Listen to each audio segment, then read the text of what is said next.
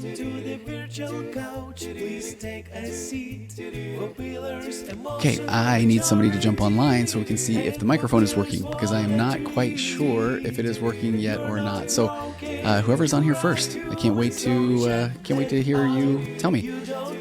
Sid, I've gone live. I don't know for sure if the microphone's working or not. I tested it. Yeah, okay, you can check it out. See if it is or not. They are notifying. Okay, first person here. I'm saying hi. Tell me if you can hear me. Somebody give me a little bit of feedback. We're testing a new microphone, and I just need to know if you can hear me. Anybody? Testing. 1, 2, 3. Looking for the first. Yes, thank you. Not a good name, number 3. We are live. My name is Tony. I'm a licensed marriage and family therapist, and I want all of your questions. I want your therapy-related questions, although I will not be... Actually, it's good. Is it good? Yeah. Okay. Why do you act so surprised? Says producer Sydney, right off camera. But I want your questions. I want to talk tonight. We're going to talk about attachment theory. We're going to do a little bit of am I overreacting? Because there's some gold on Reddit's am I overreacting? Did I say am I reacting? Oh. It's fair to react, but am I overreacting? So we're going to check that out, and then a lot of stuff on attachment theory. But maybe just as Riddle Nerd is here. That I love when seeing the people that we've seen before. So welcome, Riddle Nerd. Today is the 12th. So by now I am very curious. This is a hack bit for us. Thank you, Riddle Nerd. Look at that heart on my head. I'm curious if anybody is still keeping their New Year's resolutions. If anybody decided just not even to do New Year's resolutions this year. And I have very strong opinions on this as a practicing mental health professional for over 20 years now. New Year's resolutions, why do they only last a little while? And I think there's a lot of reasons. And one of those is people set resolutions that they think that they are supposed to set, like they want to start running, or they want to lose weight, or they want to, I don't know, have you done New Year's resolutions before, Sid, honestly? Just this year, honestly. Okay. I'm painfully dirt sober, you guys. Okay, if you can hear Sydney. Nonchalant King is here. Okay, yeah, I haven't done those in a while. Sydney said she is painfully, how did you put that? Painfully dirt sober.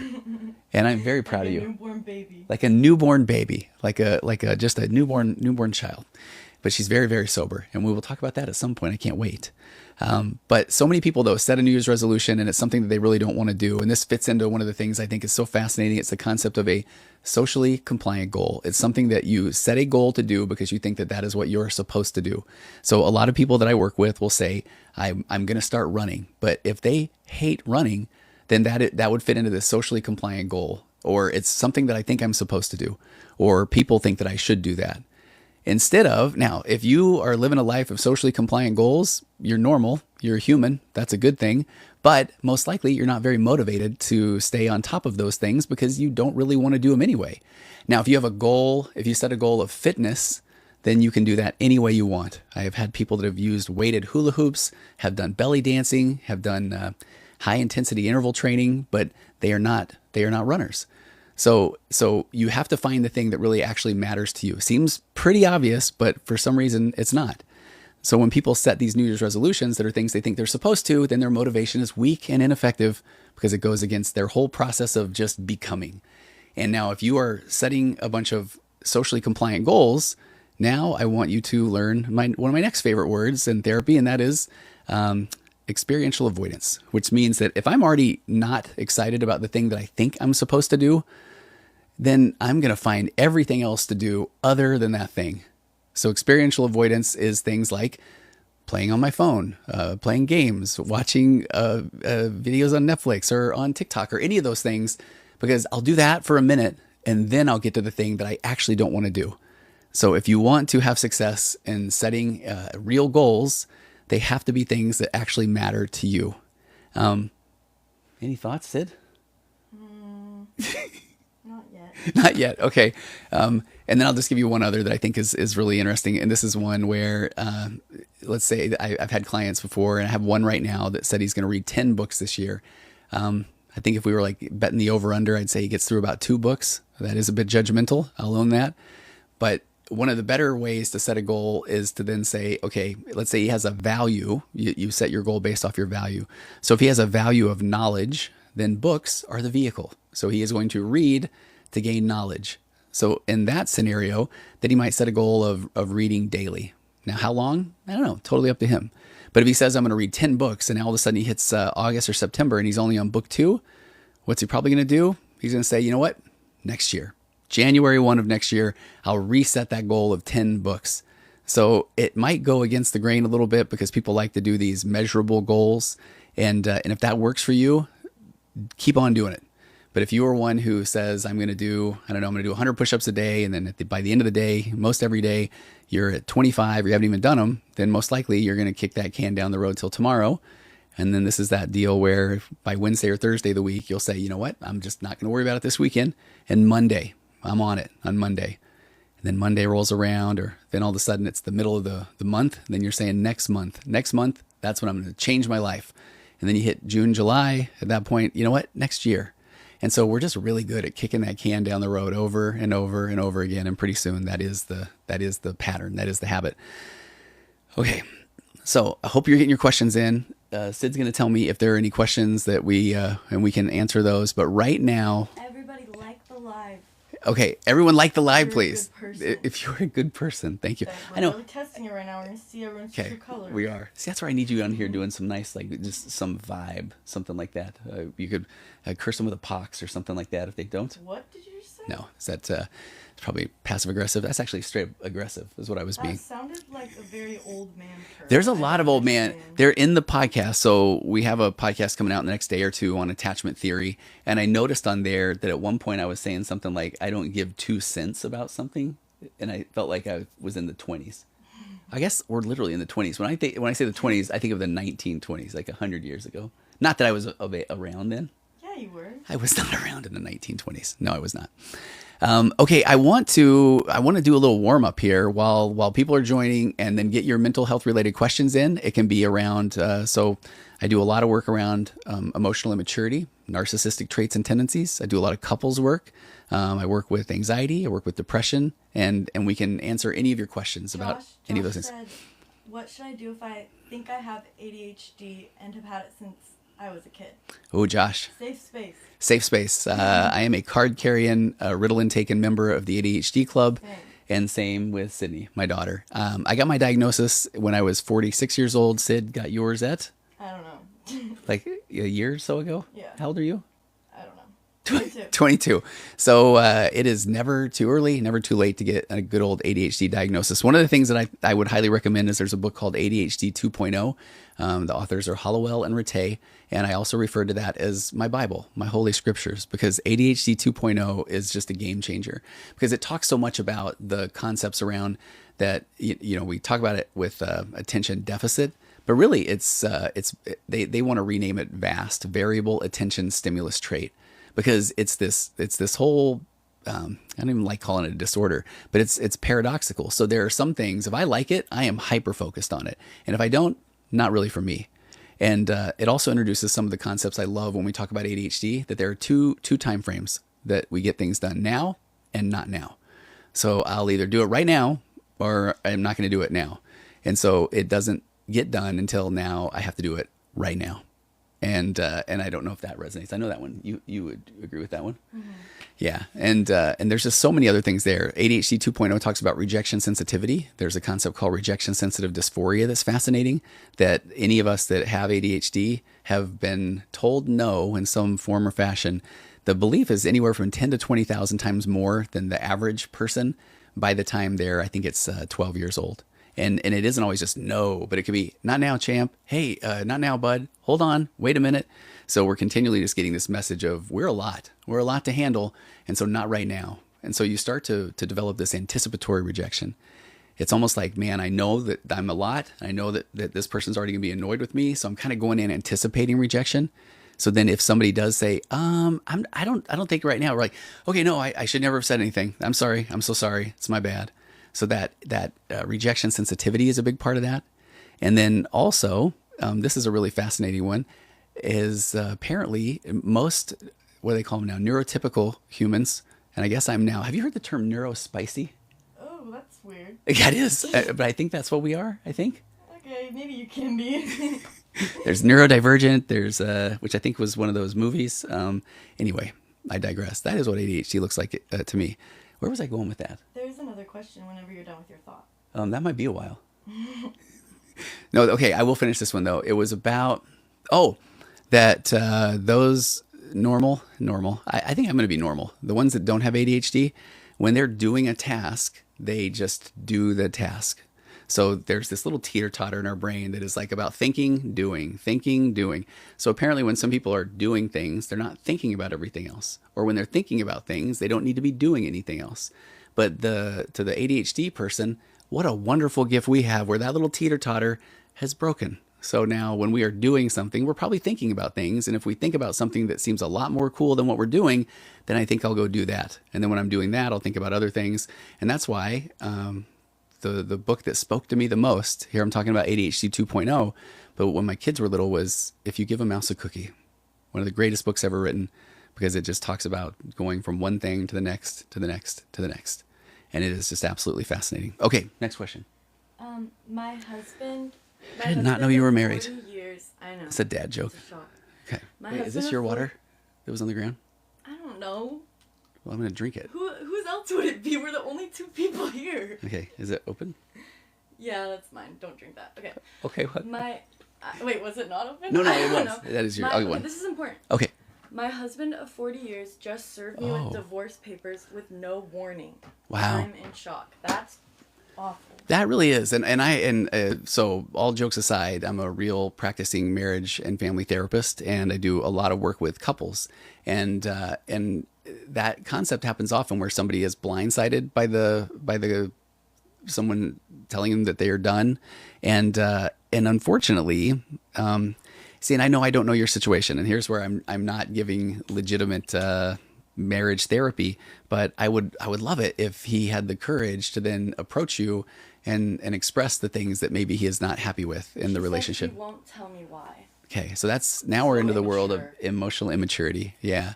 So one of the most disrespectful. It is. One of the most difficult things here is, and this can be really, especially after 40 years of marriage, but man, I would love it if you didn't have to beg somebody to love you or convince somebody to tell you the reasons, because that's a him issue. And if we really start to dig into this concept of differentiation, and what differentiation is it's this battle that we have to build a connection with somebody while maintaining our autonomy, our own sense of self.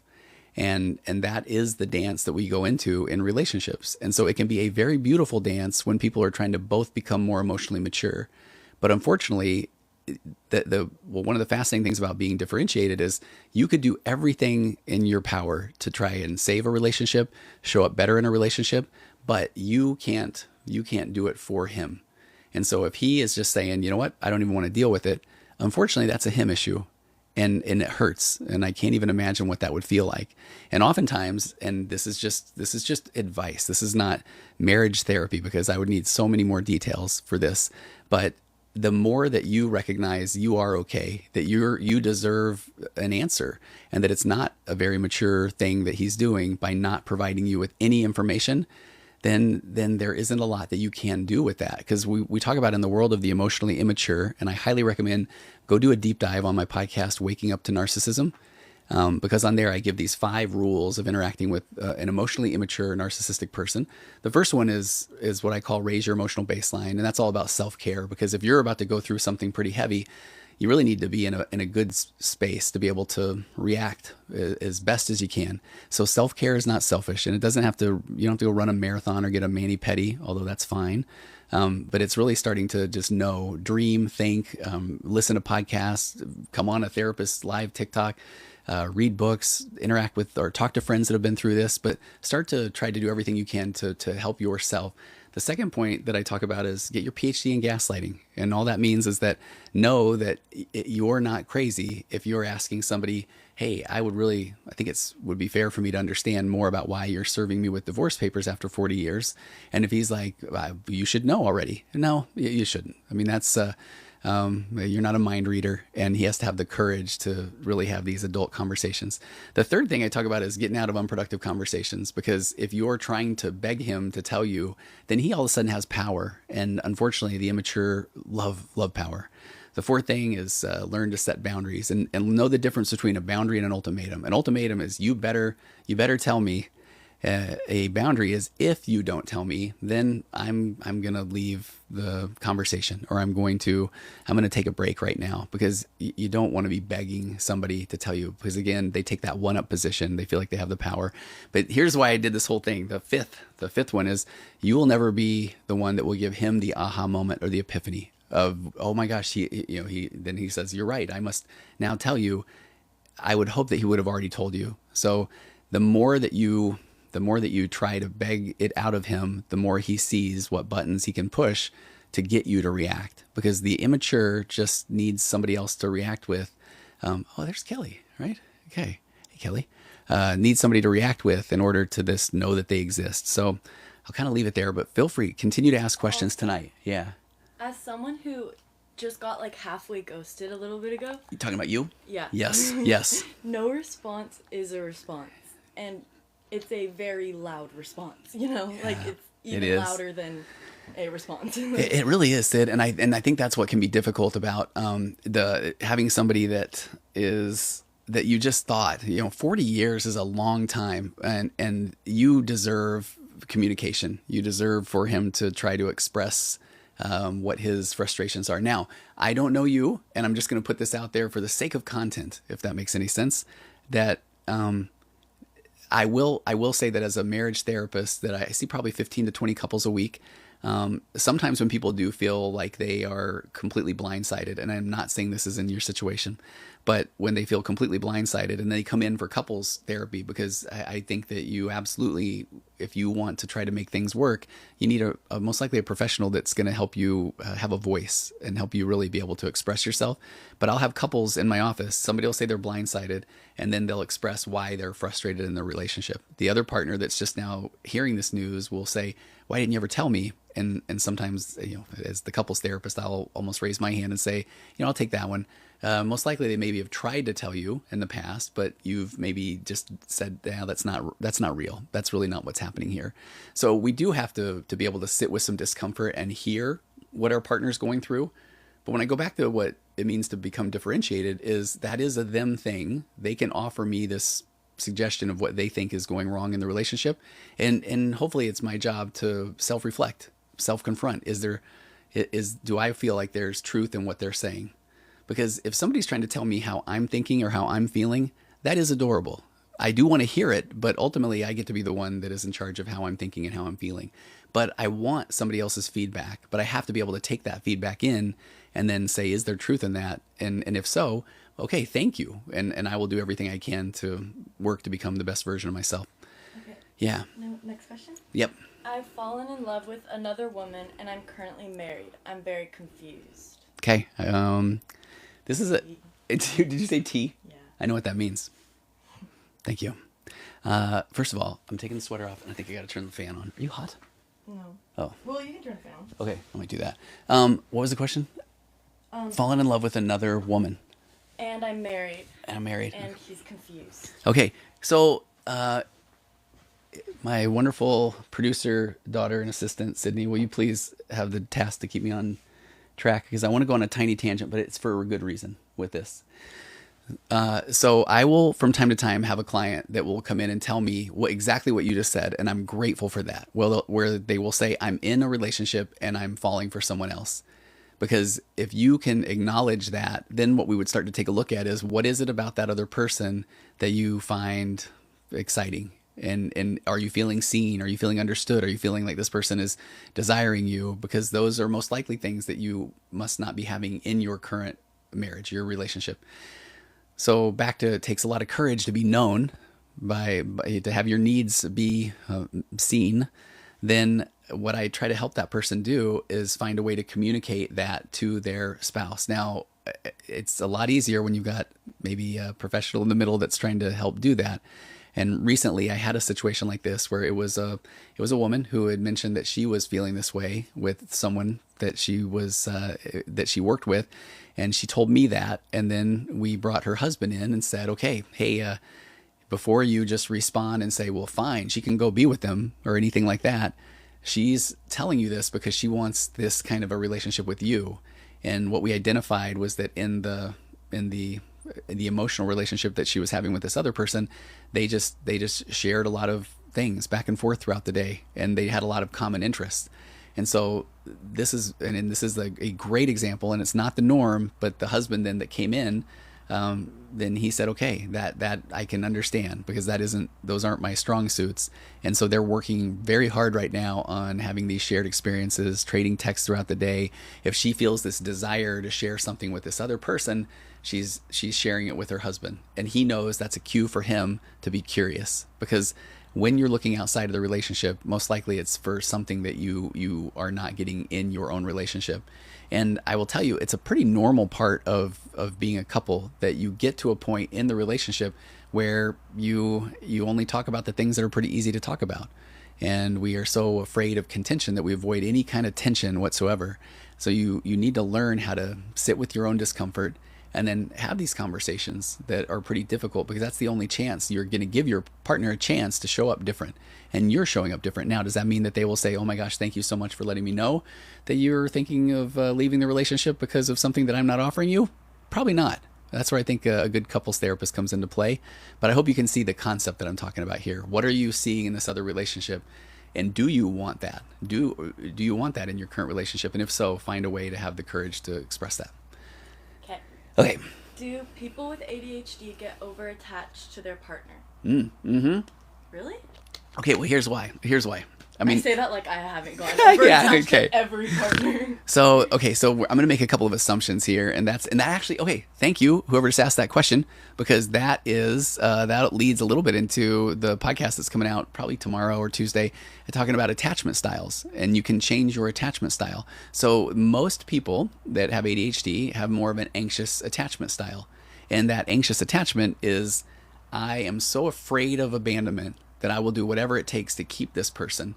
And also, I'm so insecure that, or afraid this person will leave, that I need to check every time I can. Is everything okay? Are we good? Like, hey, do you like me? Do you still like me? Because it's been like 10 minutes and you haven't expressed your desire for me yet. So you must be getting tired of me. I must have done something wrong. And so you continually go to your partner and seek reassurance. So does that make sense? Mm. So then you are going to show up a little bit more clingy, a lot more clingy. And this is why most relationship dynamics kind of, I want to say, devolve into this anxious and avoidant pattern, because they find each other. So the more anxious somebody is, and the more avoidant that person becomes, and it becomes just this kind of push and pull in the relationship. What's really a challenge is that trying to work and help the person who is anxious, and I'm such an anxious attached person, to learn how to sit with my own discomfort and learn how to validate myself that, okay, I am okay. I don't need to continually seek reassurance. But one of the most difficult things about that is, so I'm over here just being and doing, I'm good, but then the avoidant is still good. So it's not like that necessarily it causes them to lean in more. And so that's where the work really begins. And it's hard, because as the anxious, the more work that you do, then, like Josh, sounds like it's safe to say I've undiagnosed ADHD. So many of us do, Josh. It really is. Okay, now my ADHD train wants to just jump right there, and let's talk about ADHD medication. Because, did I finish the last thought though? Yeah, anxious attachment for the win. We'll get back to the anxious and avoidant, because I've got a lot of things about attachment styles that we can get to. And we also said at the beginning we're going to do a Am I Overreacting? Because there's a really good one there too. There's also, someone said, could you explain gaslighting? Oh, yeah. Yes, I can. So gaslighting is it's a psychological manipulation tactic. And it's basically somebody trying to convince you that your reality is untrue. And if you go back to the history of the word, I think it really helps you understand the concept. And it goes back to a movie, I think in 1938. 1941. I was just a child. Thank you for the laugh. I wasn't born yet at that point. But the movie, they had gas lamps, and so then there was a guy, if I remember correctly, and he was trying to make his wife feel crazy. So every day he would turn the gas light down a little bit more and a little bit more, and she would say, "Is it getting darker?" And he's like, "No, it's bright as day in here." So that's the concept around it. And so gaslighting is when you want to make somebody feel crazy. The most simple examples are, and I hear them often. I was going to say all the time. We're not going to do all or nothing statements. But where if I said, hey, I'm going to stop on the way home and grab dinner, and then I just show up at home and my wife says, hey, where's dinner? And I'm like, I don't know. Where is it? And she says, but you said you were going to stop and get dinner on the way home. And I'm like, no, I didn't. And she literally heard that, and that's why she didn't get anything ready, because she was waiting for me to come home with dinner. And I'm saying, I didn't do it. That isn't me. And so you can see where there can be a little bit of almost like there can be a malicious version of that, where I need her to feel crazy. But gaslighting, and this is a big thing. Gaslighting is a childhood defense mechanism. So those who gaslight just reflexively, impulsively, it's because when they were kids, I mean, they just knew they could not be in trouble. Because if they got in trouble, then they got in trouble. And they would fear that, in essence, from a little kid brain, that they're going to get booted out of the household. So if their parent said, who knocked over my drink? And none of the kids fess up to it. I mean, now we're in the world of gaslighting, or the first one that they point at the little baby because he can't talk yet. They're like, he did it. And because they've learned, childhood defense mechanism. So now my parent gets mad at one of my brother or sister, but I'm safe. Nobody's going to get mad at me. So you can see where then, if that's been happening since you were a kid, then anytime, so even back to this example, if I really did say I'd stop and get dinner, but then all of a sudden I come home and I forgot, maybe because of ADHD, instead of me going, oh, my bad, I forgot, I can go back out and get it. Then if my wife is to say, why didn't you bring it home? What do I feel like? Oh, that feels like I'm in trouble. And if I go right back to my childhood, then I can't be in trouble, or she'll boot me out of the house. So I never said that. And so people can just gaslight just reflexively, just impulsively, to alleviate their own discomfort, to get them out of the discomfort. And it can be maddening, because if you are the one that heard this, saw this, or whatever that was, then you're going to think, okay, maybe I am crazy, because I swear I heard him say it, literally say it. But he seems so certain of himself that he didn't do that. So it's kind of interesting. Yeah. Josh, can I repeat? Yeah. So I say that gaslighting. Second show. So gaslighting is a childhood defense mechanism. And so what happens is, if a kid, and this gets deeper, this gets bigger into this, because I think we're just now trying to figure out the how to deal with our emotions. And as a parent, even a good parent will say to a kid, "Hey, don't worry about something," or "It's not a big deal," or "Rub a little dirt in it," or "Pick yourself up," or "It doesn't really hurt," to whatever it is. And so you're telling that kid your feelings and your emotions are not real. They're wrong. And so then what do? We end up going through life feeling like, okay, if I'm feeling an emotion, it must be wrong, because I'm used to it being wrong, and I need somebody else to tell me that I'm okay. And so when you start from that place, now you've got a kid that, if they don't feel safe saying, I knocked over your drink, because they know that it hasn't been modeled in their home that it's okay to make a mistake even. And it's okay to get something wrong. It's okay to feel bad. It's okay to have done something that frustrates my parent, because that's not been okay. So then the kid then is going to do whatever they can to avoid that discomfort. And so that's where the lying, pathological lying, compulsive lying, gaslighting comes into play. So gaslighting is a childhood defense mechanism that keeps the kid from getting in trouble. And if they're really good at it and they hold their ground, then eventually the parent just kind of moves on, and then they got out of it and they didn't have to take ownership or accountability of something. So one of the best things you can do as an adult is learn that by saying my bad, or oh, I did do that, the world keeps on spinning and your relationship typically continues to evolve. And it's much better to take ownership of something and then learn that, okay, it's part of just being a human, than to just, oh, that wasn't me, I didn't do it. Or a lot of times we project things onto people too. So if, go back to this example of, if I came home and I didn't pick up dinner and my wife thinks that she heard me say it, well, let's say that then I say, I didn't say that. And then she's like, you really did. I mean, or maybe she would even say, I actually happen to have it recorded here. I don't know if the smart speaker recorded it. And then I hear it and then I say, well, I just thought you were going to remind me on the way home. So I still don't want to take ownership of it. I'm still going to project it off to somebody else. And that's very, very emotionally immature. Yeah. What does ADHD medicine actually do to our mind? Yeah, it's really kind of, do you know? Saves my life. Saved my life. I know. It's a game changer. In the book ADHD 2.0, it talks about how the medication is, it's one of the most effective medications for a mental health disorder that is out there. So you've got anxiety and depression meds that do operate higher with a higher efficacy than placebo. But then you've got an ADHD medication that, when given to somebody that has ADHD, it can be up to 80% of people find a pretty immediate relief. ADHD medications, and I'm not not a psychiatrist. I'm a marriage and family therapist. So I'm just saying about my experience that I have had, and just from studying the ADHD medications, that they are not addictive. That's one of the, I mean, for the most part, and I want to say that that's been my experience and most of the people that I work with, and they don't have to build up in your system. You don't have to take them for weeks at a time. I really haven't taken anything. I have taken one dose today, but you don't have to take them all the time, and they're out of your system within a few hours, depending on if you're taking like an extended release or an immediate release. But we lack dopamine. And so we're constantly seeking a dopamine dump, a bump of dopamine, which is why we do impulsive things, why we do, very impulsive, just very in the moment things. And so it causes like addiction too, right? Yeah. So Like let me pull that up. Yeah. So we get our dopamine through a lot of addictive things as well, whether it's food or, I don't want to get like shadow banned, tree, or you can say the SEGGS. I can say that one, right? Segs. Don't worry about it. Yeah. Because a lot of people ADHD comes with a pretty high incident of addiction. And I'm going to find something from the ADHD 2.0 book that talks about this, because I think it's very worth talking about. I'm going to turn to the medication section. Okay. Wait. Yeah. Can I interrupt while you do that? Yeah, please. Josh said, I asked because I'm a little afraid that ADHD medication will alter my personality. I heard that all the time. I did too. I don't think that's true at all. I think maybe that's for maybe if you're misdiagnosed. I don't know. Maybe everyone's different, but I really did not experience that. For me, it made my personality whole again, and I felt more confident, and I felt like I could say what I wanted to say, and I don't know. I just didn't have that experience personally.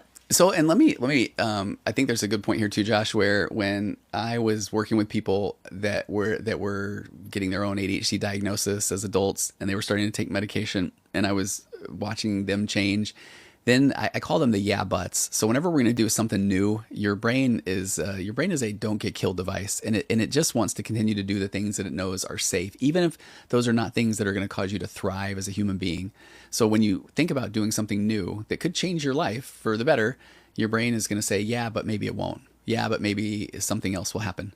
And so those yeah buts are what kind of keeps us stuck where we are, because your brain, it does seek certainty. So when I talk about that too, and real nerd also, tricky, because if you have the right medication and the right dose, it's great. And sometimes people do have to experiment around with dosage and medication. But when I was looking at taking ADHD medication for the first time, and I laugh about this so much, I've never had political ambitions in my life. But I found one of the first yeah buts was, yeah, but what if I ever run for office and they have to look at my medical records? And I just thought, okay, I don't want to run for office, and I don't know if that would even matter if they saw, Ritalin on my medical records. People who run for office have done worse, let me tell you. That's right. But I just think it's interesting to look at the yeah buts. Yeah, but, and you'll hear, yeah, but I'll be addicted forever. Yeah, but I don't want to take these things forever. And this might be a good time for me to just, so I have a theory I call the emotional baseline theory, and I won't maybe get into all of that right now, but let me just say that I really think that when people are feeling down, their baseline of emotions are low, they have a hard time reaching the tools they need for success, whether it's they have a hard time meditating, or then when they feel so down, they don't want to go to therapy, or they don't want to try anything new. And so you have to bump that emotional baseline up to get to a point where you can reach the tools that you need. And a lot of times I'm working with people that they think they know what they need, but they just can't access those tools. And so I think medication can really help bump a baseline up, whether it is an antidepressant or an anti-anxiety medication or an ADHD medication. And then once you raise that emotional baseline to a level where now you are starting to function more like yourself, now you can access the tools. Now maybe I'm going to stay a little more focused. I'm going to finish studying or books that I need for class, or for me, I started getting my podcast out. I updated a website. I finished a book. I did all these things once. And so then at that point, I remember telling myself, all right, then my baseline is going to be high. And if I want to, then I can get off the medication. But now I know what those tools look like. But then when you're there, at that point, then I just said, Ritalin for life, which would be a really good screen name, right? No. I'm sure it's already taken. But at that point, then why would I get off the medication when it's literally changed my life? So I love what you're saying, Josh, about, I think one of the yeah buts, that's the long-winded way for me to get there. One of the yeah buts is going to be, yeah, but it might change my personality. It might, but it might change your personality in a good way. And didn't you say that when you took your medication at first, didn't you clean your room? This was a great story. Tell that. Because your room was a little bit of a, don't say words that would get us. Cesspool. Okay. And then you were medicated, and what happened? I always just thought that I was like horrifically messy. Like I thought that was just who I was. Yeah. And then once I started taking medication, it's like I've like been so like cleanly ever since then. And then right? And it's so nice, and I love it, and it is like a part of me. And it's just like I was never able to even know what it felt like to access that without the medication. Yeah. And so yeah, I like what you said, where it's like if you're scared it's gonna alter your personality, you can always stop. And for me, like even just doing like having the medication for like a week. Yeah. And then stopping it for a little bit, like just like you said, like just being able to like feel what it's like to have a brain, basically. Yeah. Like helped me when I was off the medication too. Yeah. I don't really know how, but it just really did. Like it changed like a lot. Like cuz before the medication, I just did not even know what I was missing out on at all. Like you don't know what you don't know. Yeah. Right. Okay. Well said. Yeah. Hey, Cooper Ferguson is here, and it says, invite Coop Ferg to join live as a guest. We've never hit that except for the one time early on where we had those people from a different place. Cooper, I might hit invite, and then you're a guest. Okay, are there other questions, or keep those ADHD questions coming? Yeah.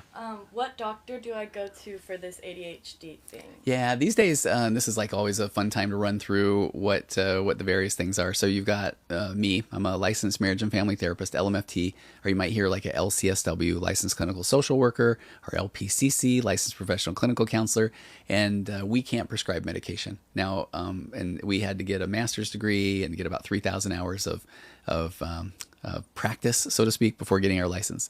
Next up, you've got a clinical psychologist. They went and got their master's and then their PhD in psychology, and they can administer psychological tests for the court, things like that. They also can't prescribe medication. So you actually have to go to a psychiatrist, and a psychiatrist is somebody that went to medical school. They did the rounds, they delivered babies, they did all those sort of things, but then they settled on a specialty of mental health. And so, especially these days, the controlled substances like a stimulant, like a ADHD medication, most likely are going to need to be prescribed by a psychiatrist. Now, depending on your insurance, your doctor, I've had some clients that have been able to get an ADHD medication from their general practitioner. And so you need to just go start the ball rolling. For me personally, I had to go have an assessment with another therapist, and then I saw a doctor, and then I took a assessment test, and then I saw a psychiatrist, and it was a lot of work, but then boy, was it worth it. Yeah. I'm on ADHD medication, but do you have tips for emotional regulation? Yeah, okay. I like that question a lot. And because this is what's really good for that is that the medication, so what it does is that, it gives you that dopamine that you need to be able to maintain a focus. But you still need to have, I think it's really important to have still a purpose, or things that you need to do now that you have you've got your opportunity to stay focused on something. Because I will notice that when I take medication and then I come into my office, and if I have to write, I'm working on I've got a new book project that's due this summer. If I have a deadline, I need to get a chapter done, I really need to point toward that. Or if I'm going to record a podcast, I really need to be able to take that medication, have everything lined up, and then really just be in that moment, in the zone, and record my podcast. Because you can easily have your medication kick in and watch an incredible hour of YouTube videos. Or I really play online bingo so well when my medication kicks in. And so when you do the things that maybe don't cause you to feel still good or doing the things that you would like to be doing in your life, I think that can cause a little bit of emotional dysregulation at times, because then we beat ourselves up for not taking advantage of the fact that now we have this medication, this diagnosis. And then I don't know if maybe you were talking about this as well, but I think that one of those concepts that can be tough too is that there is a bit of a letdown. Some people call it like the Adderall crash, when the medication wears off, because there's a few things that'll happen. It's most ADHD stimulants are appetite suppressants as well. So your appetite may come back with voracity, and then you may also find yourself pretty fatigued. And so that can start to feel like a pretty up and down roller coaster. But I think once you are aware of it and you accept that fact, then you can eat little meals throughout the day so you don't have that big crash, or you can make sure that you are not taking a dose anywhere close to night. And so then by the time you hit the evening, then you accept the fact that it has been an amazing day. And now you allow yourself to just relax and connect with friends and meditate and all those wonderful things. Is this why caffeine really gets me locked in and I get stuff done? I don't take meds. So it's a good question, and I would recommend doing a little AI, little chat GPT with this. But the caffeine hits a different area of the brain. Caffeine really does this thing. It blocks I think it's called adenosine, but there's a part, these little things that are heading toward your brain saying sleep. And so caffeine goes in there and runs a little hijack. And so you may be able to get more things done because you aren't as sleepy. And a lot of times people that have more success with caffeine, it's, maybe they are people that have a little bit more direction or purpose. And so a lot of times somebody that truly, and here's what's fascinating. So somebody that really has ADHD, we also lack executive functioning skills, and you can't just try harder. And so it's not just a matter of, hey, I'm getting sleepy or tired, or I didn't finish something. It's the fact that, your thoughts are bouncing around like a ping pong ball all over the place. And so you're going to do this until you do this, until you do this. And so then when you have enough dopamine in your brain, now you can hyper focus and lock in on a project and actually finish it. But that's why I say it still has to be a project that you like. So caffeine didn't really help me much. I enjoyed caffeine because I think that the ADHD brain is running on overdrive all the time. And so then when you finally do stop, I don't know if do you fall asleep like? No, you don't. No, I literally stayed up You till did. 6 a.m. last night. I know, right? I had to come in and check on Sid because I was like, hey. I went and looked just to make sure, and I saw you were like twitching your leg. Oh, no, I thought you were just lying right there. I was just going to let you have that. Oh, no, I really, no. But so for me personally then, Arlen's saying, great question. I saw that one scroll by there real quick. Did you see the one about, said about non-stimulants? I did not. Okay, so there are non-stimulant medications, and this is something you and I were talking about, and you didn't even know that we were talking about this the other day. What? It's the thing where I was telling you that it's interesting because I've realized I like the feeling when the medication kicks in, because to me, and I say this often, it feels like hope. So to me, it doesn't feel like anxiety. And there's a belief that if you don't really have ADHD and you take a stimulant medication, then it will cause more anxiety. Now you will be able to stay up all night. You might be able to complete a project. That's why they're study drugs, that when people are taking them off label. But if you have ADHD, then it provides you, it does. When it kicks in, it's like, let's do this. Let's go. But it's not like, okay, I'm wired. Now I got to go. I will say, though, Yeah. if you also have anxiety, Yeah. because I also Yeah. have anxiety, it can increase your anxiety It totally as well. can, So it's right. like, I just don't want people to think like, oh, I'm getting anxiety, that means I don't have ADHD, because I very much know that I have ADHD. Good point. Well, okay, and can I speak to that too for a second? Is that I think one of the other things that's really important is, and there's a book, it's by Daniel Amen, who's an amazing psychiatrist and the Amen Clinic, and he's done a lot of brain scans. He's got an amazing TED Talk about what he's learned after 100,000 brain scans. And I cannot think of the name of his book, but there's one, and he goes through all the things that you need to do to set yourself up for success with ADHD, and a lot of those are diet related. So are people eating enough? Are they staying hydrated enough? Are they getting the rest that they need? Because if you get those things, Totally. Yeah. A lot of times it's when I'm not drinking enough water. Yeah. Or I haven't eaten enough. Yeah. There's another question. Okay. Or do you want to? Well, I think that, do we answer that one? Okay, there are non-stimulant drugs. Oh, and I think just to kind of finish that off, what has been fascinating to me is, if I'm being completely honest with myself, I don't know if I would, I don't want to say I would want a non-stimulant drug, because I was kind of alluding to the fact that I like that feeling of hope. But if I was going to accomplish things regardless, and I didn't have to feel that, and I didn't need to feel that feeling of hope, I could see where a non-stimulant medication for ADHD would be incredible, because it's doing what it needs to do. It's giving yourself the neurochemicals that you need, the neurotransmitters that you need, but you just aren't feeling the jolt or the hope. And so there are, and I do recommend those. I have had no experience with those myself. I might want to look up on that one. For real? Cause Yeah. I just don't like it. Sometimes my medication makes my heart beat Oh, okay. faster. And then because I have anxiety, Yeah, my then that- anxiety attaches to yes, that. yeah. So I could see how that could be helpful. And I wonder, though, what would be fascinating is if you were able to get. I remember one of your sisters had a psychiatrist one time that said that I won't even really prescribe or talk to you about anything until you get, I think she said like 10 days in a row of 8 hours of sleep. And That hasn't happened. I know, but I thought that was I liked that. I thought it was really, I thought it was like really good advice though, because I don't sleep a lot. But I know that when there have been weekends or 3-day weekends where I have slept all 3 days, there are times where I've really noticed that I do feel a lot more kind of present without my medication. So I do think that's fascinating. Yeah. What are good ways to increase your window of tolerance? Mine has become a peephole. Oh, that's a window of tolerance, by the way. Great name for an alternative band. Okay. Like Actually, that's kind of hard. yeah. When you go see Window of Tolerance. No, but I Okay. can see you going to see them. Okay, what is that? I could see your mom going to see him. Because that's my wife. Because she would be going with me. See what I did there? Good. Anyway, the window of tolerance so I have so many thoughts about this. I would love to know more. And I don't know if you're still here. Oh, the name of the book was ADHD 2.0 by Hollowell and Rattay.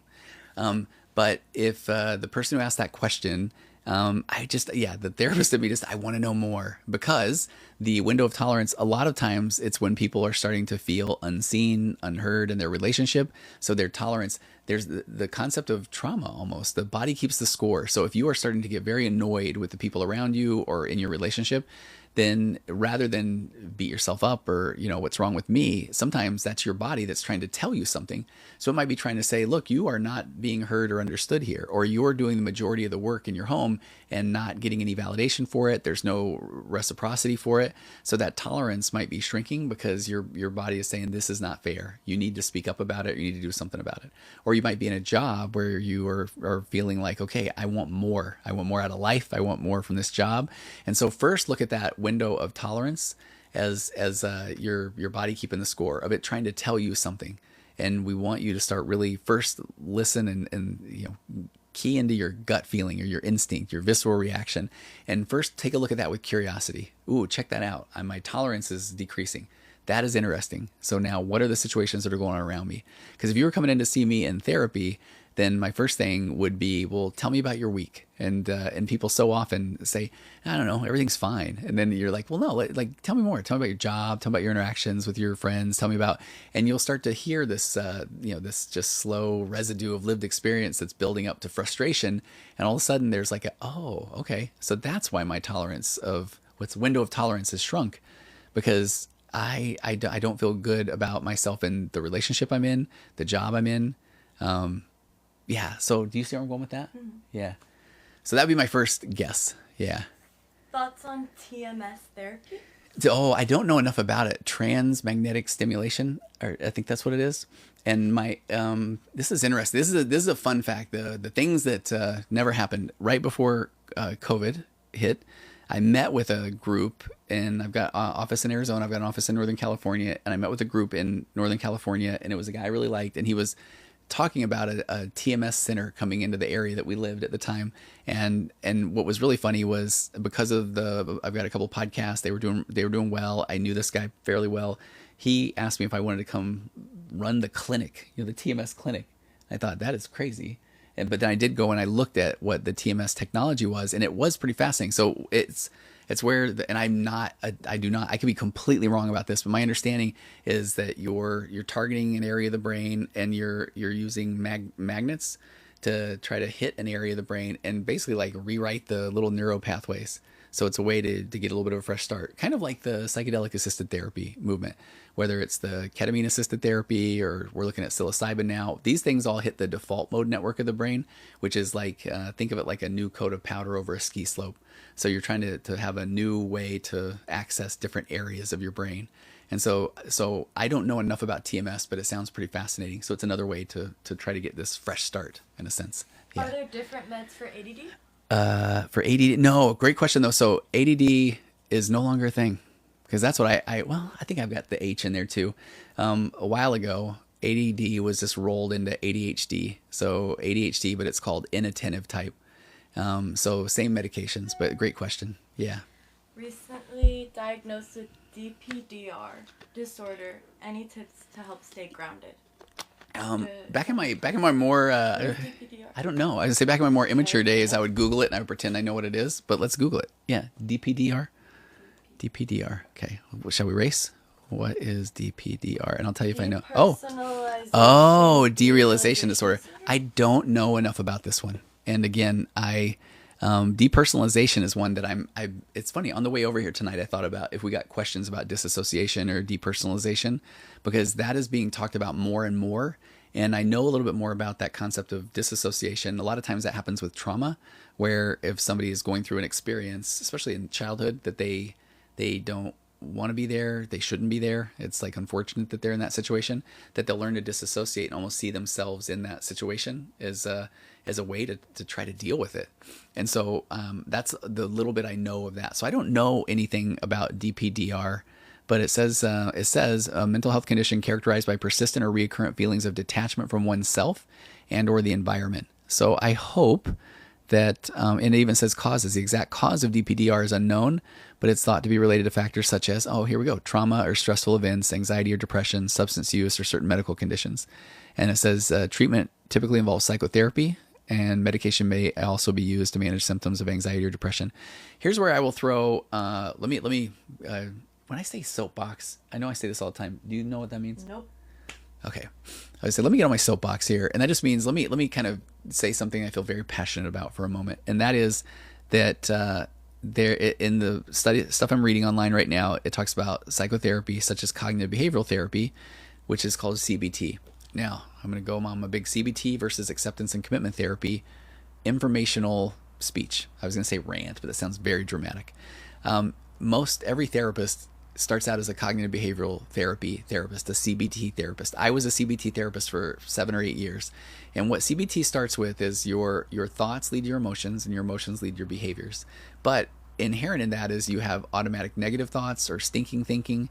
And so you need to change your thought to give you a different emotion, and that different emotion will lead to a different behavior. And I will tell you, it works at times. And especially if somebody doesn't have any tools in their mental health toolkit, and they don't even want to be around, then telling them that that's a pretty automatic negative thought, and what are some other thoughts that might replace that thought, that maybe other people will miss you, or maybe you haven't just found your calling in life, or that might make the person feel a little bit better. Their emotion will change, and then that might lead to a different behavior of them investing in their mental health. So the reason I bring that up is because I have thought about this with things like disassociation, where I'm an acceptance and commitment therapy now, a clinician. So I moved from CBT about 10 or 12 years ago to ACT, acceptance and commitment therapy, and I highly recommend any of you look this up. There's so many books on ACT now. One that we're reading at the house right now is it's called The Happiness Trap, and it's by an author named Russ Harris. It's a great intro book to ACT. But ACT starts with the point of saying that you, person listening right now, you are the only version of you that has ever walked on the face of the earth. So you are a unique blend of your nature and your nurture and your birth order and your DNA and your abandonment, your rejection, your hopes, your fears, your dreams, everything.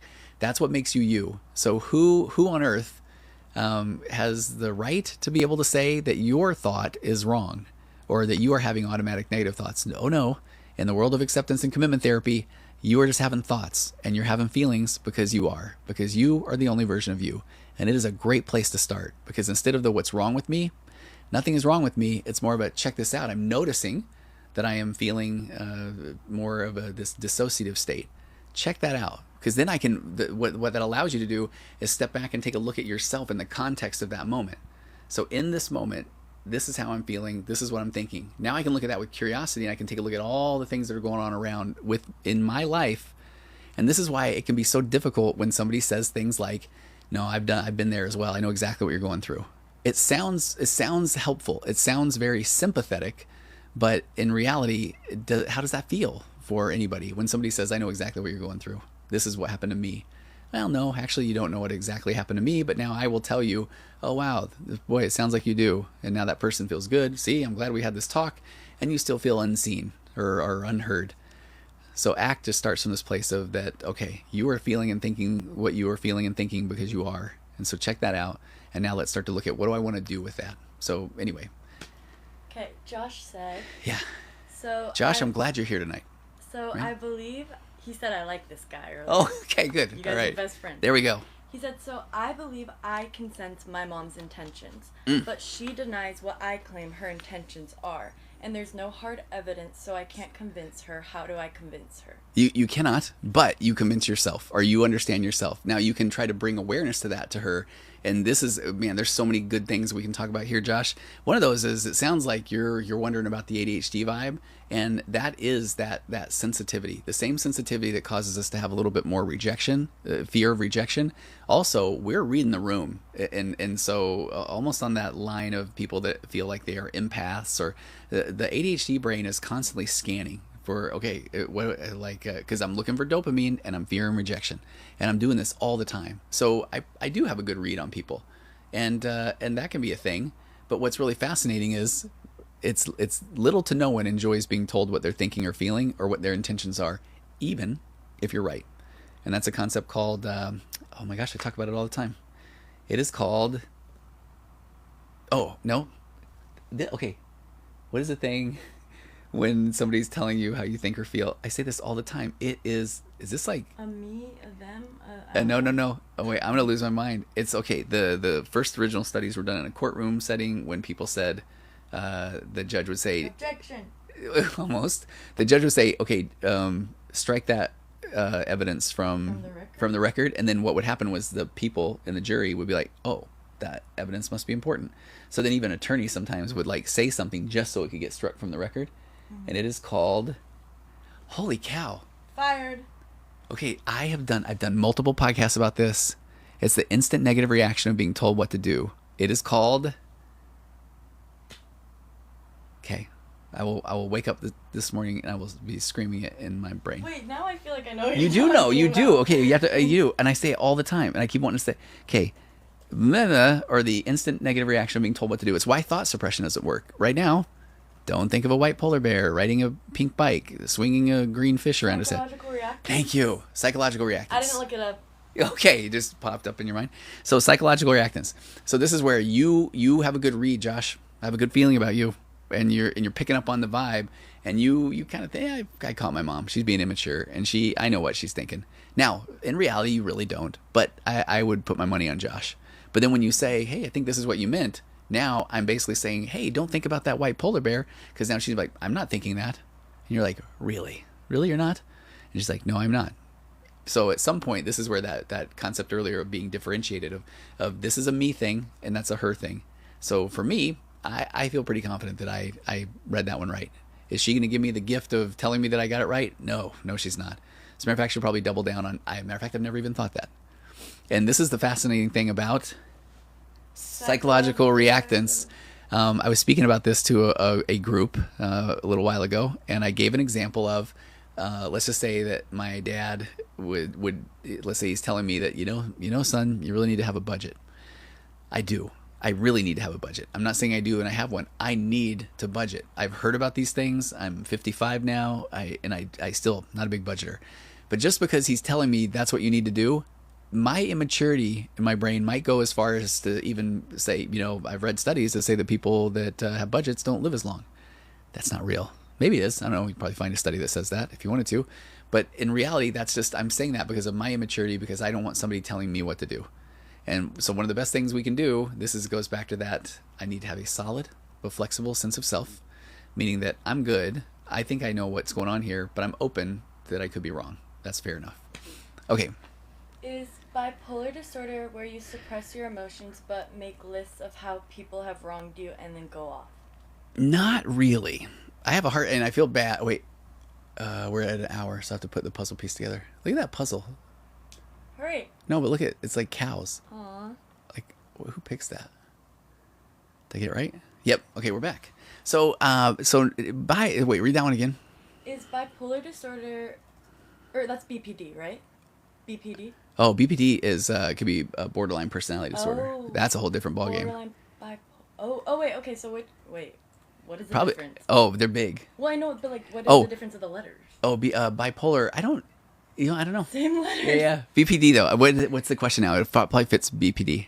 Where is BPD where you suppress your emotions but make lists of how people have wronged you and then go off? That would fit more into BPD. Yeah. BPD is, it's in this personality disorder cluster, the same with like narcissism and histrionic personality disorder.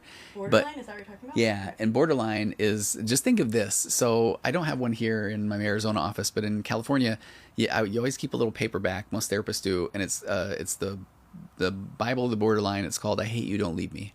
And so borderline has intense fluctuating emotions, and they shift rapidly. I hate you, don't leave me. I hate you, don't leave me. A difficulty controlling anger. Somebody with borderline can be very impulsive. They have a real fear of abandonment, like an intense fear of abandonment, and a need for a relationship to make them feel better. Because what's fascinating about that personality disorder cluster is all of those things: histrionic personality disorder, narcissism, borderline. It's really all about a lack of a sense of self. So I need somebody else to interact with in order to just know that I even exist. But unfortunately, I'm very immature in the way I interact with that person. So I need to control them in order to feel like they will not leave me, instead of allowing them to just be. And that's the goal of trying to become more emotionally mature in your relationship, is learning that I need to be okay as I am. And this is so cliched, but it is so true, that if I do not love myself, then I cannot fully love somebody else. Because if I don't love myself, then I'm trying to figure out a way to get that person to love me. And that's typically where we go into the world of control. And unfortunately, that is a very, very immature and damaging way to maintain a relationship. Because you can have love or control in an adult relationship, not both. And it's really scary when you just go down the path of, I'm going to love that person because I can't control them, so they may not love me back. They may even want to leave a relationship, and that is their right. And that is scary. But when you are whole and you are showing up and you are loving someone else, now we can have these shared experiences, and we're two whole people that are coming together, two differentiated, interdependent individuals that come together and have these shared experiences, and that makes life incredible. Not the anxious, what do they think? Are they going to leave me? Do they like me? What if they find out what I'm thinking? That's a really, really unfortunate way to be in a relationship, but it is how most relationships are. So it takes a lot of courage to become more emotionally mature and trust and allow your partner to just be. And you're choosing them, and you've chosen yourself as well. I could go on and on. Okay. My friend manipulates me and everyone with her mental health. I'm so tired of it. She's been in therapy forever, and the lady just agrees with everything she says. Is there such thing as too much therapy? There can be. Do you think? Well, it depends. Or is it just the wrong? It's the wrong type of therapy. Yeah. No, I mean, you're really, it's such a great question. Thank you, person. And also, I really apologize for what you're going through with that, because as a mental health professional, I know when there are certain people that they love nothing more than to talk a lot about their therapist, and their therapist said this, and you should go to therapy. And so then their friends start to just get tired of hearing about therapy. Because in reality, that is that person still needing external validation. They need other people to know that they're struggling, or they're working on their mental health, or they're going to therapy. But in reality, the more emotionally mature you become, you know you're going to therapy, and you know you're working on your mental health. And so then that's a you thing. And so all the interactions you have with others is your muse. It's your chance to understand, why do I feel so insecure? Why do I need that external validation? And hopefully you're bringing that into therapy, and that's the work that you're doing. But and this is, I'm going to sound really judgmental, but I can do it now because I'm like an old man, and I've been a therapist for 20 years or so. Because in the beginning, even the therapist doesn't know what they don't know. And they just want the person to feel good about themselves. Because why? Because that makes the therapist feel pretty good about themselves too. And you don't even realize for a long time as a therapist that your job is not to feel better about yourself in the therapy process. Your job is to try to help that person get to this place where they can self-confront, and they can grow, and they can recognize that they don't know what they don't know. And so they're bringing things into therapy. And at some point, the shift, it happens in therapy where they now are coming in with and I like this vibe of where it's almost like we're just sitting here beside each other, and they're saying, okay, here's my experience. What do you think? Versus tell me what to do. And then because what happens is when somebody's coming in and they're saying, well, what do you think I should do? They really don't want to know what you think that they should do, because you will say, well, I think this. They're like, oh no, I've already tried that. Or, well, that doesn't work. Or, you don't understand how bad it is for me. And so that person is going to therapy. And this is why I was saying earlier that I guess maybe too much is not the right way to put it, but some people go to therapy just to get validation. And I personally, and again, this is why I say I'm an old man, been doing therapy for a long time. I just have I can't, that isn't really what I'm interested in anymore, is just validating someone over and over and over again. So it's, for me, I really like working with people that have, and most of the people now at this point, I'm picking off a wait list. They listen to a bunch of my podcasts. They're familiar with the way that I do therapy. And so they're saying, okay, everything is a me thing. That's one of the best things you can do. When that person says this, I got upset. That's a me thing. Why did I get upset about what this person said? Or, from a parenting standpoint, if my kid is embarrassing me, that's a me issue. Why am I embarrassed? Because they're just being a kid. So then, those are the things I like when people bring that in. They're saying, check this out. I got frustrated when my spouse didn't say this thing to me. And so then why did I get frustrated? Okay, because I want a mutually reciprocal relationship? Or is it because I guess I'm realizing I don't express my needs in the relationship? Because now we'll work on, well, how do I do that? But if somebody's just coming in saying everybody's mean to me and all this sort of thing, and then I'm just saying, well, what if there's this? Or have you looked at this? And they're like, oh no, you don't understand. They're really mean to me. At some point then, and I guess I'll end with this part, and then we can do more questions. I'm not saying like I'll end the night, although we're over an hour. Maybe we should cut off questions soon. Let's cut off questions. Okay. And then we'll do a speed run, because I do have to. There are still a lot. Are there? We'll still get to, well, not like tons. Okay. Well, yeah. So let's do a speed run through the questions. But where was I going with that? Validation. So, so often people, they think they want, like a real connection or intimacy in the relationship, but really what they're looking for is validation. And this is what you see as a therapist. If I'm just walking around the world and somebody knows I'm a therapist, they'll say, wait, can I ask you a question? What would you do if? And I already know how this game's played. They just want validation. They want me to say, oh, I would do exactly what you're doing. And then they get to walk around and say, I talked to a therapist. They said I was right too. Versus, yeah. So it's really fascinating. Okay. Other questions. Oh, wait, I was telling Josh that we'll end with his question. Okay. Let me go back to It's good to be back, by the way. Do you know that TikTok is in the Supreme Court right now? No. Yeah, it supposedly is going to be done by the 19th, or it will continue forever. Okay. Yeah. Follow us on Instagram. Virtual.couch. Okay. I'm a big... Sorry, real nerd. We love you. Do you know anything about OCD, but like ruminating thoughts that lead to anxiety attacks? Yeah. So we're talking about like OCD of thought, and right? I mean, is that maybe what you're thinking? Did I just ask that question? Oh, no, sorry. I thought you were saying. Oh, no. I was gonna say like that one. That one is it's really rough. I mean, I'm saying bless your heart. That one can be difficult because the rumination it can just eat somebody alive, because they're just gonna overthink. And when you have OCD of thought, think about the way OCD works. Is that there's an obsession which causes an anxiety, and then how do you alleviate that anxiety? It's through the compulsion. And so when it's something like hand washing, somebody might have like a real fear of germs, getting sick. They might have an origin story of watching somebody that close to them pass away from sepsis in the hospital, so now all of a sudden their brain, that gives them a lot of anxiety, and so then they got to wash their hands a lot. So you can start to work with that. Now OCD of thought can be difficult because the way that you alleviate the discomfort or the obsession, the compulsion oftentimes is checking. It's like checking with others. Do you think I'm right? Do you think I'm okay? Or just needing reassurance. And so that can be a lot in a relationship. But I would really highly recommend trying to find a specialist that works with OCD. And I've actually reached out to, there's a Dr. Michael Tuhig who I've had on my podcast before, and he's one of the most world-renowned researchers for acceptance and commitment therapy and OCD. And I know he has an online course that I was promoting last year at this time. I might have to go dig that up. Email me. Anybody can email me questions, by the way. If you're here and we don't get to your question tonight, email me at tony@tonyoverbay.com, and I will try to answer your question on a future live or we'll do a video on it or something like that. And we're going to get better about being pretty regular about coming back here too. And we'll let you know well ahead of time. Can I say something? Yeah. And Kelly, thanks for liking the live. Because I think yeah. I might have OCD. Yeah. You've had, yeah. Yeah. For me, what really helped was definitely acceptance. Mm-hmm. And then also, Dang it, the thing happened where I forgot everything. Ugh, okay, keep talking. I'll be back. Okay, cut me off when you do. Okay, yeah, but acceptance. I love 101 Music's back. Is the office haunted? I don't think this office is haunted. We're in Mesa, although when. Yes, it's haunted. Who knocked on the door? Oh wait, I forgot you heard the door knocking. Yeah, 101 Music. I think it is, but it's an adorable ghost, right? I don't know. Okay. OCD. Dang it. What was Hey. I going to say? This never takes us long. Well, okay, here's one of the things. I'll keep talking and you'll remember. There you it go. helped me.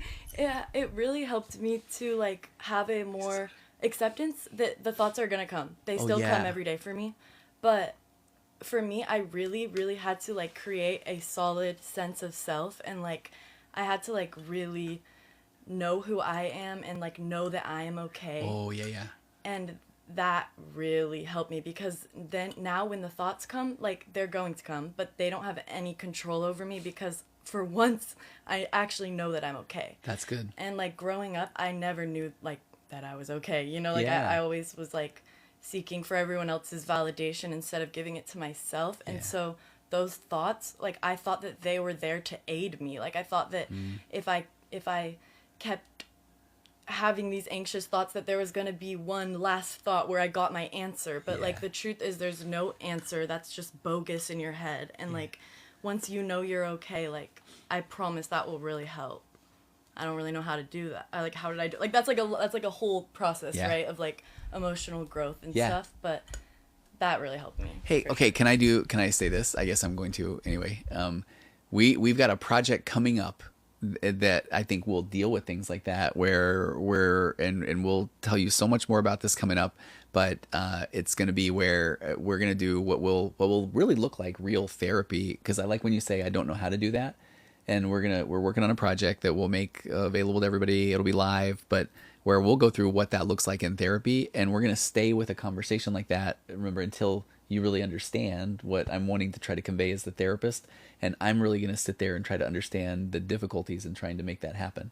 Because that acceptance is a big piece. Acceptance does not mean apathy. It doesn't mean I'm just giving up. Acceptance means to take in without defense in its entirety. I'm accepting the fact that I'm having this thought. And it goes back to the acceptance and commitment therapy piece I talked about earlier, where I'm not broken. I'm human, and I'm going through life for the very first time as me in this situation. Because of all the things I bring to the table, this is what I'm thinking. Check that out. Make room for it.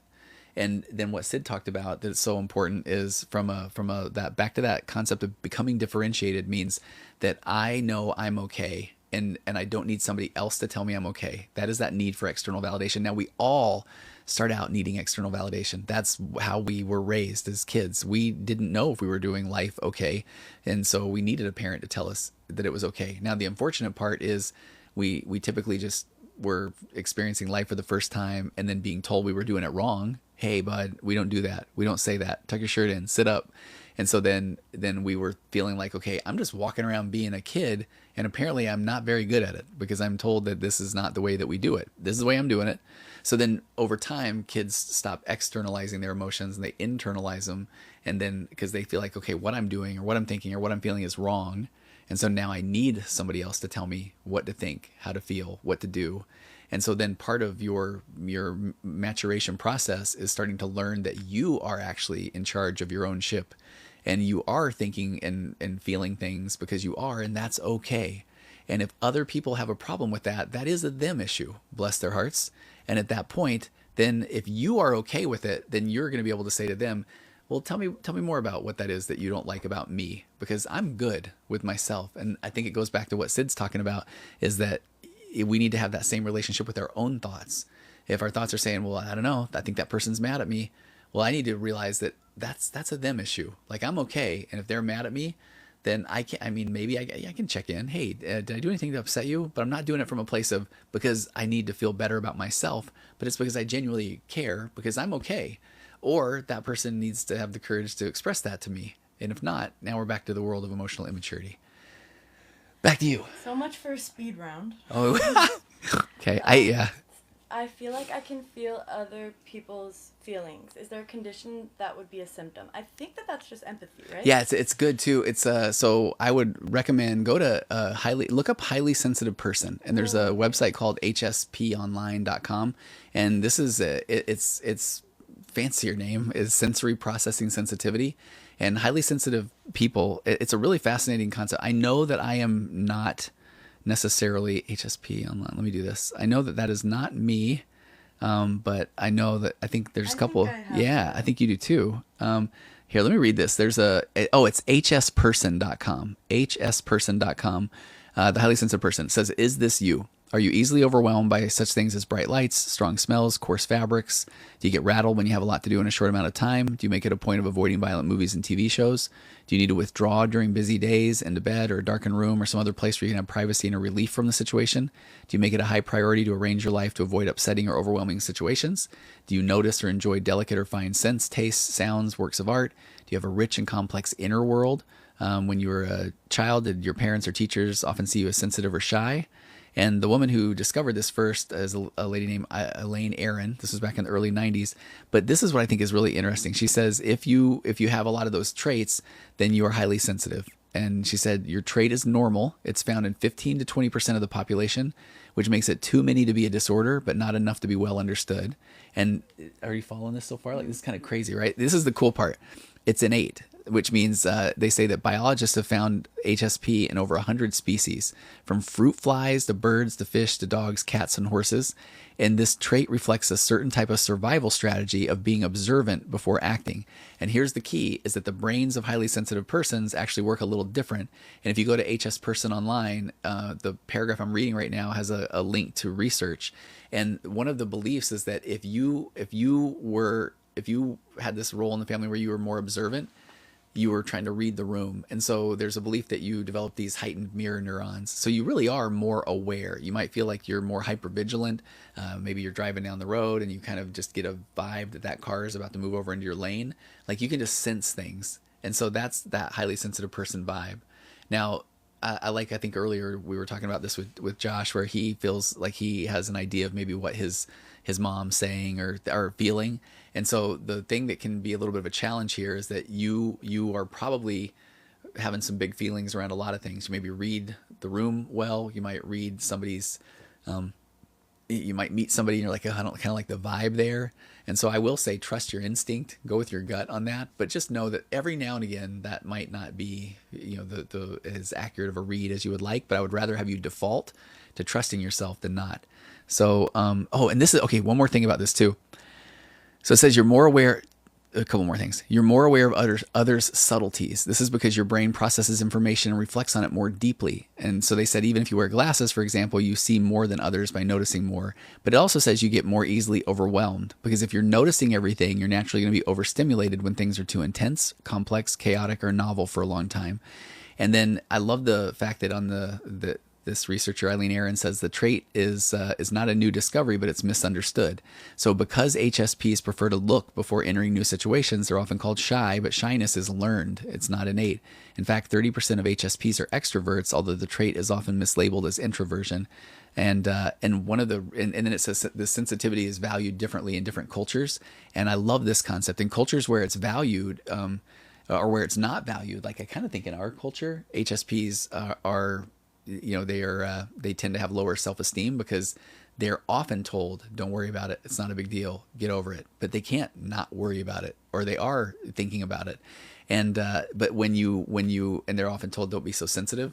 But when you put this in and unfortunately it's a lot of third world countries where this is viewed as a gift. And then the person who has HSP is often the shaman or the matchmaker, because, right? Because you're going to see two people and you're like, yes. Or you're going to see two and you're like, no. When you're done. Oh, let's have it. So I think I have this. Yes. Yes, you do. I think earlier in my life, it caused me to be a really bad people pleaser, because I always felt like I could feel everyone around me's like emotions, like you said, and it's like it hurt me, it felt like I had deeply, to do something about it. It's like I have to fix this because it's not only making you feel that way, now I feel this way too, and it's just like causing me to like try to manage everybody else's emotions. Yes. But again, I feel like that's just where you have to have a really strong sense of self, and like it is like, it can be like a gift and like a really beautiful thing, Yes. as long as you don't let it control you. Absolutely. And what I like what you're saying, Sid, is this is where my friend Ross Rosenberg wrote a book called The Human Magnet Syndrome, because so often the highly sensitive person finds himself with the narcissistic person or the incredibly emotionally immature person, and they form this human magnet, and sometimes it can almost feel breakup resistant, because the highly sensitive person is going to continually try to take care of or manage the emotions of the narcissistic or emotionally immature person. So they're going to diffuse their anger, their discomfort into the relationship, and the highly sensitive person will say, okay, well, I'll take blame. I'll take ownership. I'll continue to work on things, you know? And that can be really tough. And I call it the pathologically kind is what I call it often. And if you know the concept around pathology, it means that you are kind to your detriment. So kindness in itself is an amazing thing, but when it's taken advantage of, then it can actually hurt you.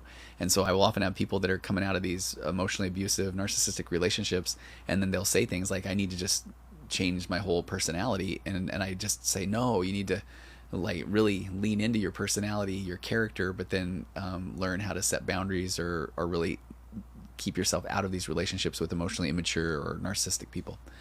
Wait, what Lindsay, what is it? Lindsay Benn says, and then we learn to stand up and we're the bad guy. That is so spot on right there, because what happens is when you have been playing a role, when you've been playing a role in the relationship, like I'm always the one that's going to take it, I'm always the one that's going to try to fix it, and then you all of a sudden don't, and you stand up for yourself, then it will disrupt the relationship dynamic, and the emotionally immature or narcissistic person is now going to try to push every button they can to get you back into the position you were, because that was comfortable for them. So that's where they'll start pushing buttons of saying, wow, you seem really distant, you don't seem like you care about me anymore, and all of a sudden they just hit a button on you that like, I really care. And so now I must prove that I care. And so I appreciate what you're saying. Going through this, my boundaries are an issue. Let me just say, Lindsay, the part that's really fascinating about this is just please, understand this boundary versus ultimatum. And I think that's one of the biggest mistakes I see as a therapist, are people that they think they're setting a boundary, and they'll say things like, hey, you can't talk to me that way anymore. And what you just did was you just handed them the buttons that said, hey, here's how you can get me really upset because this matters to me. Because that's an ultimatum. A boundary is, if you talk to me this way, then I will leave. And I've got an episode in my Waking Up to Narcissism podcast about this. And if you can't tell, I love humor. Maybe use it a little too much, but I say that when you set that boundary as well, they will immediately test the boundary. That's what the immature does. A boundary is a challenge. So now they'll say, oh, really? Well, what if I say this? And now you have to back up that boundary. And now if you are saying that, then I will leave. The part where I maybe tried to go a little too much with the humor is I said, and then as you're walking out, you've got a 50-50 chance of ducking left or right because a shoe is coming flying, because they are not going to take it well. And then that's where we get back into this concept of a trauma bond, where the person that delivers you the punishment will also try to give you the reward. So that's often when you finally set the boundary and you take action, all of a sudden oh my gosh, they're gonna, you know what, I'm so sorry, I can't believe I did that. And then, oh, you've listened to the episodes. Thanks. Let's say, okay, I appreciate that for real. And because in those moments, then, if you're not in my private women's Facebook group yet, please email me at tony@tonyoverbay.com. But please become a part of that group. That would be really helpful. The popcorn moments, exactly. Let's see. 101 music. I should do a whole episode on that. People also need to be financially responsible for going into a relationship. That would be good as well. What do you do when they test the boundaries? That is what is difficult. You have to hold the boundary. And this is why it's so important to understand what a boundary is, because you can't just throw boundaries out and then because they will push and push and push. And I don't know how many times I've had sessions where people just say, I put the line in the sand, and they just cross it and cross it. And it's like, oh, exactly. That's exactly what they're going to do. So you have to be able to back up your boundary. This is why I would say every little kid by definition is a narcissist. So when you say, okay, we're not going to Disneyland anymore, then they're just going to work you and work you and work you until you're in Disneyland again. So little kids have learned that, if we say, I'm not getting you a toy at the store, they're like, really? Okay, I will scream my guts out. I will make you, and then you'll finally say, okay, this one time, but that's for you saying that. The little kid just got their toy. They're like, well, yeah, whatever. So they've learned to push a boundary. I mean, we've taught our kids that, and we were taught that. If I continue to throw a fit and whatever, I will get my way. So you have to be able to, the email address is Tony, Tony, @tonyoverbay.com. And or go to my website, tonyoverbay.com, and you can send me something through the contact form and just let me know that you were here on the TikTok live. But yeah, back to, and let's end with this, Sid, because I got early clients tomorrow. But so what did, yeah. Okay. I'll screenshot everyone else's questions so we can get to them next time, because I feel bad. Oh, I know. We got a lot. But you guys, thanks so much. We took a little break. We're back. We'll try to do this once or twice a week again. Can we book a session? Yeah. Lindsay, in particular, reach out to me, please. Yeah, send that to, can you type in there, or Tony, yeah, just Tony at tonyoverbay.com. Just Bridge, thank you. You are awesome. And, but yeah, reach out to me also. And then let's see, let the partner know why the boundary is being drawn. Yes, to the, yeah, you know, I'll do a whole other episode. I haven't done a boundaries episode in a little while. So I think that's it. And then I just screenshotted all the questions, and we'll start with those on the next live. That would be great. Okay. All right. Oh, clean mic. Thank you. And that's from a musician. I'll take that. All right. You guys, thank you. It's been wonderful. Yeah, I did. Yeah. Okay. All right. Great to see you guys. We will see you next time. Sid, anything to say? All right. Have a great night, everybody. You don't know what you don't know is what it's all about.